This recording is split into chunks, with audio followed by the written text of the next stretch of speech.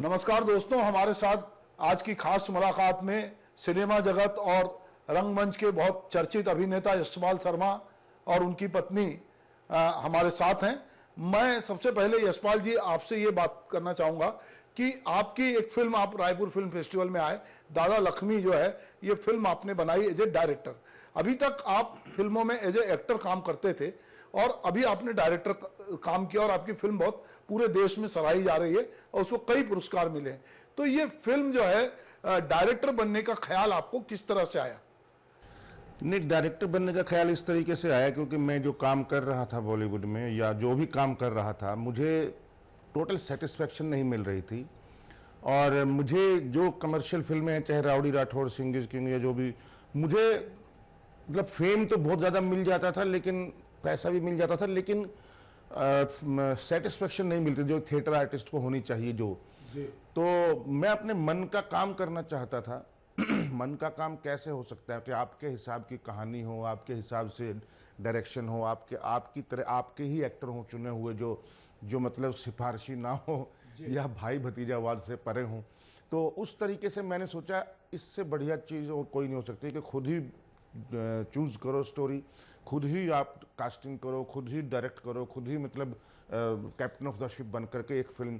तो ये मेरी वो वाली फिल्म है जो captain of the ship, as captain of the ship बोल सकते हैं, एज ए डायरेक्टर। जी, आपने लगान, गंगा जल और वेलकम टू सज्जनपुर जैसी और बहुत सारी फिल्मों में काम किया। अमूमन सिनेमा में एक बात होती है कि जब एक एक्टर काम करता है तो उसकी एक छवि बनती है और एक नेगेटिव छवि बनती है, जैसे कि आपने जिस तरह गंगा जल में काम किया। तो ये छवि तोड़ने के लिए किस तरह से आप उपक्रम करते हैं या क्या किस तरह की फिल्में चुनने का अवसर आपको मिलता है? छवि मतलब मैं वैसे रोल फिर एक्सेप्ट नहीं करता हूँ जिसमें चैलेंज ना हो, या तो चैलेंज हो या फिर पैसा खूब हो।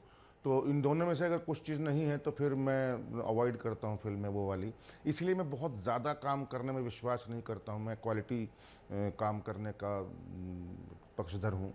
तो मैंने जितनी भी फिल्में की अभी जो काफ़ी पिछले टाइम से, खासकर कोरोना के बाद या कोरोना कुछ 1-2 साल पहले से, जब से दादा लक्ष्मी शुरू किया हूँ 2016 से, मैं बिल्कुल चूज़ी हो गया हूँ। बहुत ही मेन रोल में 3 फिल्में कर चुका हूँ मैं, 4 फिल्में।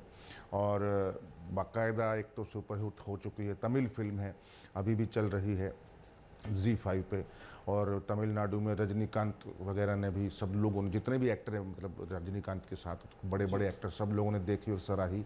और लीड रोल है उसमें, एक शशि कुमार है, मैं हूँ, प्रीति है, 3 लोगों का मतलब रोल जो है वो पूरी फिल्म को कंधे पर लेकर चलते हैं। तो उस तरीके से मैं उस टाइप के रोल करने में अभी बिलीव करता हूँ और वैसा ही काम अभी आगे भी कर रहा हूँ। जी, आप जो है अपने थिएटर के साथ साथ आप टीवी सीरियल और नाटकों में भी आप बहुत सक्रिय हैं। और आप जो प्रतिभा जी है आपके साथ, हमने उनकी भी कल एक अद्भुत फिल्म देखी, एक डॉक्यूमेंट्री थी जो कि जल जंगल जमीन पर थी। और जी, तो हाँ, और वो बहुत ही रिलेवेंट मुद्दों को उठाती है। और आपकी फिल्म में भी कल प्रतिभा जी थी। तो किस तरह से प्रतिभा जी, आप दोनों पति पत्नी भी हैं, NSD में पास आउट भी है, साथ में आपने पढ़ाई भी की, बाद में आप जीवन में भी साथ हैं। तो ये किस तरह से आप तालमेल बिठा रहे हैं और किस तरह से काम को, आप बहुत क्रिएटिव काम कर रहे हैं, इसको कैसे आगे ले जा रहे हैं? हमारा दोनों का मतलब वहाँ पे हम NSD में भी थे तो भी हमारा दोनों का एक ही फोकस रहता था, काम के ऊपर। जी, दोस्ती तो मतलब हमारी उसी वजह से ही हुई है, काम की वजह से। तो वो हमारा फोकस हमेशा दोनों का ही रहा है। और हमने जो भी अच्छा काम NSD में भी इवन किया है तो वो एक हम दोनों का एक फोकस होने की वजह से किया है। और मैं यशपाल को इस वजह से बहुत अच्छा एक्टर या अच्छा ये अभिनेता तो है ही ऑफ कोर्स, बट ये इंसान भी बहुत कमाल के है, बहुत सपोर्टिव है। बहुत सारी चीज़ों में कभी कभी उनको नहीं, क्योंकि होता है कल्चरल डिफरेंस हम दोनों का बहुत ज़्यादा है, तो बहुत सारी चीज़ों में टकराव भी होता है, लेकिन अल्टीमेटली हमारा लक्ष्य एक है, दोनों का क्रिएटिव लक्ष्य है हमारा दोनों का। तो हम ये बात का सिलसिला बढ़ाते हैं। हमारे साथ सौरभ भी हैं बातचीत के लिए। सौरभ, आपके मन में कोई प्रश्न हो तो आप पूछो। नमस्कार सर। नमस्कार सर, मैं आपसे ये जानना चाहूँगा कि बॉलीवुड में आपकी एंट्री किस तरह हुई और किस तरीके का स्ट्रगल था। लाइक जो अभी जो लोग देखते हैं, जैसे आपको गंगा जल में लोगों ने देखा और बाकी जो मूवीज़ में देखा, तो लोगों को बैक एंड की स्टोरी नहीं पता है, तो उसके बारे में कुछ आप बताना चाहेंगे? नहीं, उसके बारे में तो खैर बहुत लंबा वो है, मैं कई बार इंटरव्यूज़ में बोल भी चुका हूँ। तकरीबन 1 घंटे का इंटरव्यू है राज्यसभा में जो इरफान जी के साथ। तो मैं और भी कई हैं, लेकिन मैं हाँ ब्रीफ में एक बात ज़रूर कहना चाहूँगा कि जो लोग शॉर्टकट अपनाने की कोशिश करते हैं या जो लोग चापलूसी से चाहते हैं, सोचते हैं कि हमको ये मिल जाएगा, मैं इसकी चापलूसी कर लूँ, उस उल्टा असर पड़ता है और ख़राब असर पड़ता है। मतलब वो बहुत लंबी रेस का घोड़ा नहीं हो सकता या लंबा मतलब काम नहीं कर सकते। अगर आपको करना है, चाहे टाइम लगेगा थोड़ा, लेकिन पेशेंस रख करके अगर अच्छा ही काम करोगे, अच्छे से करोगे और अपने ऊपर ध्यान देंगे, मेहनत करेंगे, तो बेशक वक्त लगेगा लेकिन आपको सही दिशा में काम मिलेगा। और सही दिशा की तरह मतलब उस तरीके से, क्योंकि आप करोड़पति नहीं हैं और आप किसी स्टार पुत्र नहीं हैं कोई, तो आपको कोई लॉन्च करने वाला नहीं है, तो इसलिए अपने आप को ही तैयार करना पड़ेगा। और वही हमने किया। मैंने दरअसल एक अलग तरीका अपनाया था स्ट्रगल का।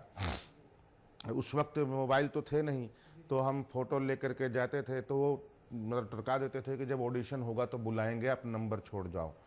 तो मतलब मेरे को इससे बड़ा कॉफ्त होती थी कि मतलब सब हर कोई मतलब शेर बना होता, झूठ, हर ऑफिस में यही होता था।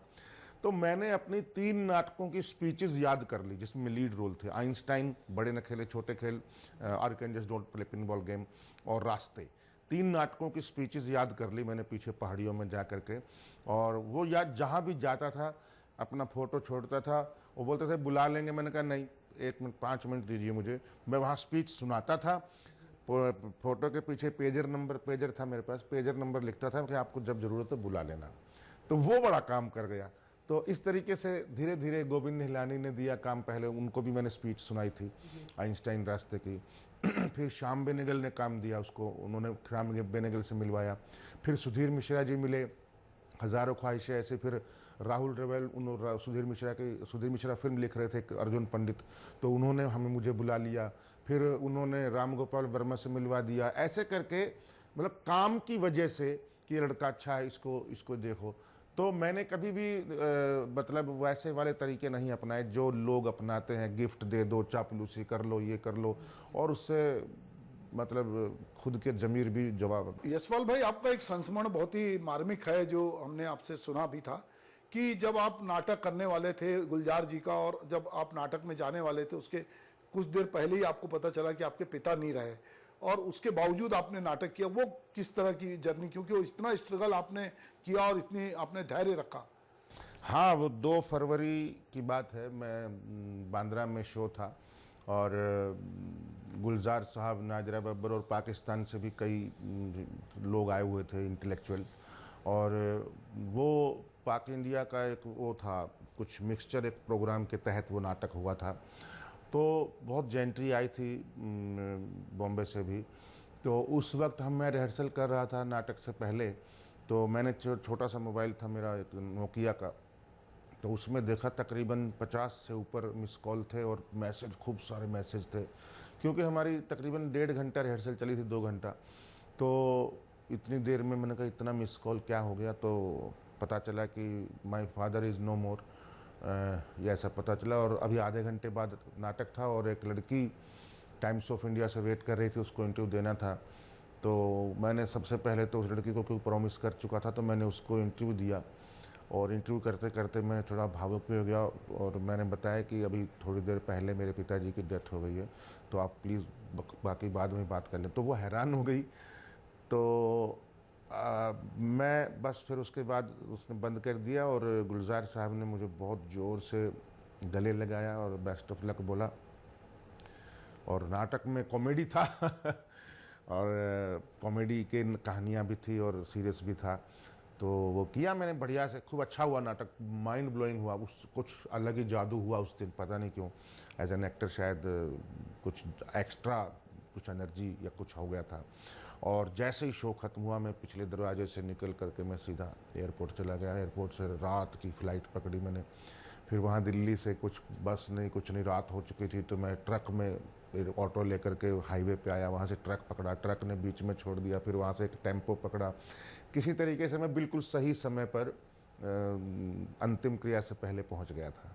जी, प्रतिभा जी, मैं ये जानना चाहता हूँ कि आपने जल जंगल जमीन को लेकर फिल्म बनाई, क्योंकि आप एक इस तरह के मूवमेंट से जुड़ी जो सामाजिक बदलाव का है, और कहीं ना कहीं जब आप मूवमेंट से जुड़ते हैं तो आपके भीतर भी वो एक चेंज आता है।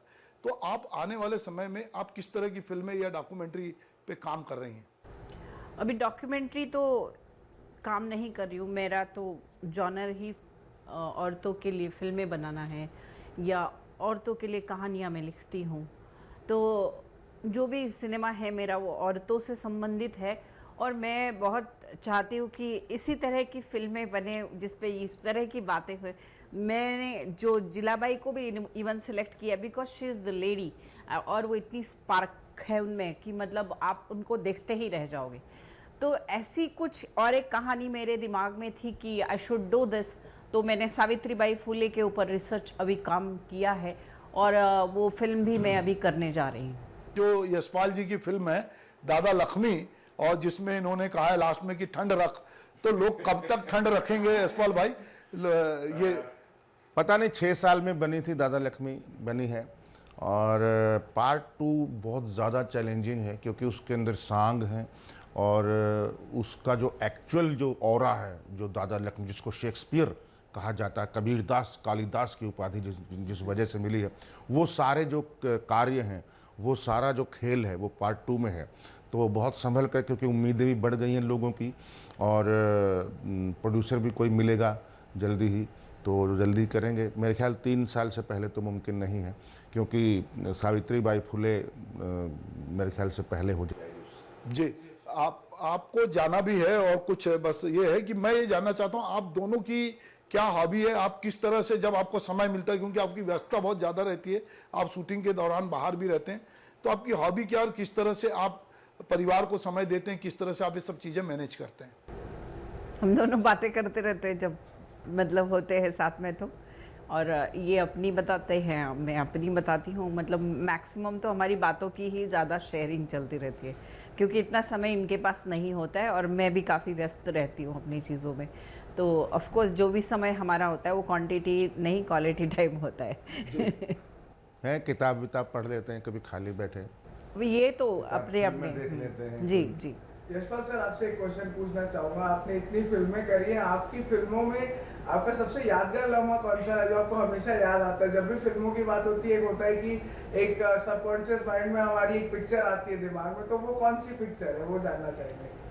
नहीं, यादगार लम्हा तो नहीं, लेकिन हाँ एक किस्सा छोटा सा है कि आशुतोष गोवारिकर ने जब बुलाया था मुझे आमिर खान प्रोडक्शन में, तो लगान के लिए, तो मुझे लगा था अब सारी कास्टिंग हो चुकी है, अब क्या रोल देंगे, मतलब क्या ऐसे ही कोई छुटपुट रोल दे देंगे।